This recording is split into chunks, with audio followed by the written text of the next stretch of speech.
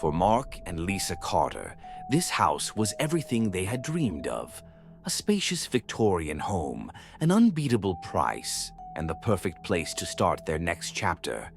But within days of moving in, they realized they weren't alone. It started small, soft noises from upstairs when no one was there, a flickering light in the hallway, a feeling of being watched. At first, they dismissed it. Old houses make noises, but then they found the door.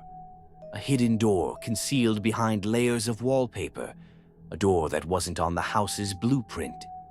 Inside, they found a room, a small, windowless space untouched for years. This was when things changed. Strange sounds turned into whispers, footsteps in rooms that were empty, and then the recordings. At first, Mark thought it was a trick of the light, but every night the figure returned, always watching, always closer. Then they uncovered something that made their blood run cold. Buried beneath the floorboards of the hidden room were remnants of a past no one had spoken about for decades. The house had been waiting for them, and it wasn't done yet. Lisa couldn't sleep. Every night the sounds from the hidden room grew worse. Faint scratching, muffled footsteps, the distant creak of that rocking chair. Mark tried to convince her it was just the house settling, until the night he heard it too. Don't open it. He didn't sleep for the rest of the night. The more they searched, the darker the story became. The house had been built in 1893. Over the decades, multiple families had moved in, and nearly all of them had left suddenly, without explanation. One name kept appearing in police records: Daniel Foster, the original owner, a man rumored to have disappeared after something happened inside these walls. And then Lisa found it. A post buried in an old discussion board, someone claiming they had once lived in the house, and that they had seen the man in the walls. They decided to seal the hidden door.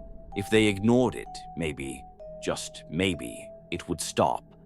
But that night, they learned the house had no intention of letting them leave.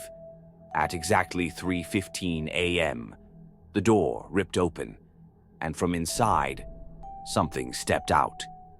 They ran, down the stairs, out the door, into the cold, empty street. The Carters never stepped inside that house again. They left everything behind: furniture, clothes, even their wedding album. They didn't care, they just wanted out. The new owners were told nothing about what happened, and a few months later, they moved in. To this day, no one knows who or what was inside that room. But one thing is certain: the house remembers.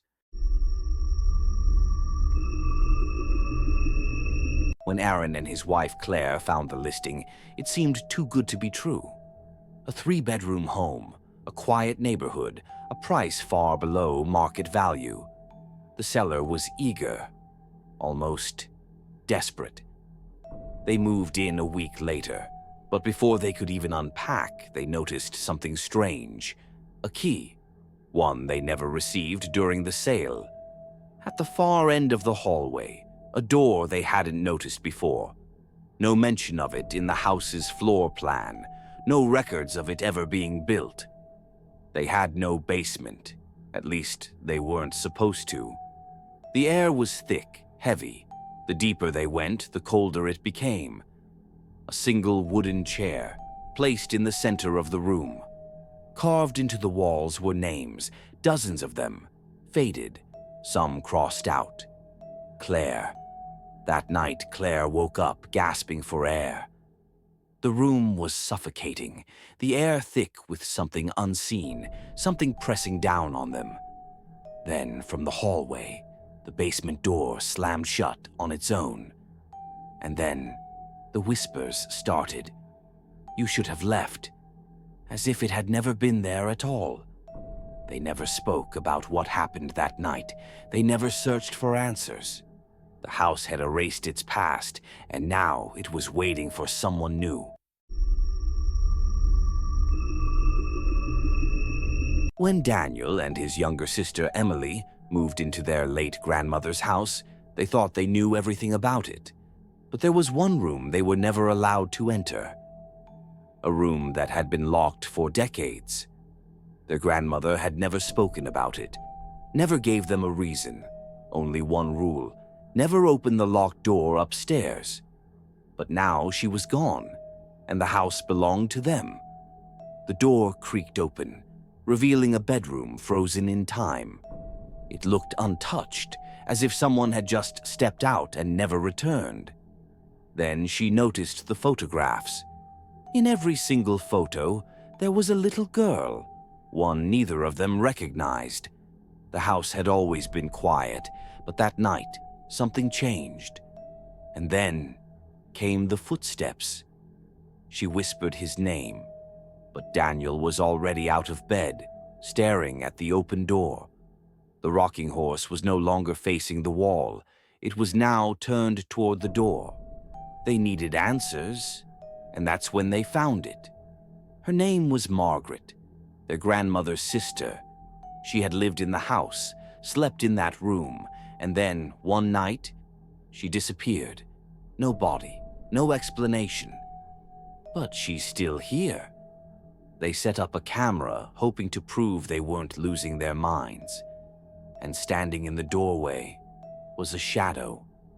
By morning, they had packed their bags.